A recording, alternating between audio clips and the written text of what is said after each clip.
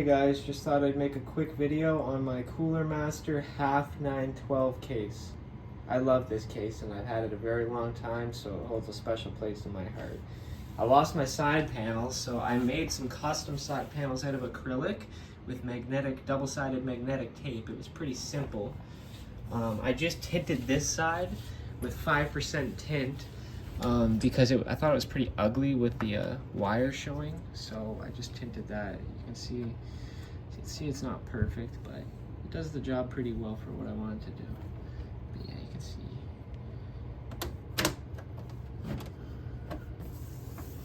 Yeah.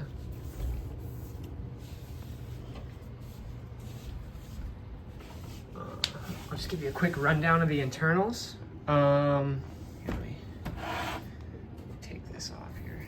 Just pull it off like that. So I just swapped in this 850 watt Seasonic Platinum power supply because I wanted to test the coil whine I was getting from the video card there. It didn't fix it, so the video card just whines a little under full load, nothing major. It's a Gigabyte 2070 Gaming 8GB card. It works great. I got a Arctic Freezer 7 heatsink. And under that, an FX8350. I love that CPU, and I just got it like a week ago. It works awesome. I'm running 16 gigabytes of Ripjaw G-Skill RAM, 1600 megahertz speed. I'm gonna upgrade that to 32 gigs and 1800 megahertz, hopefully pretty soon here. It'd be nice to find some red sticks. I can't really find any because the red ones are super expensive for some reason.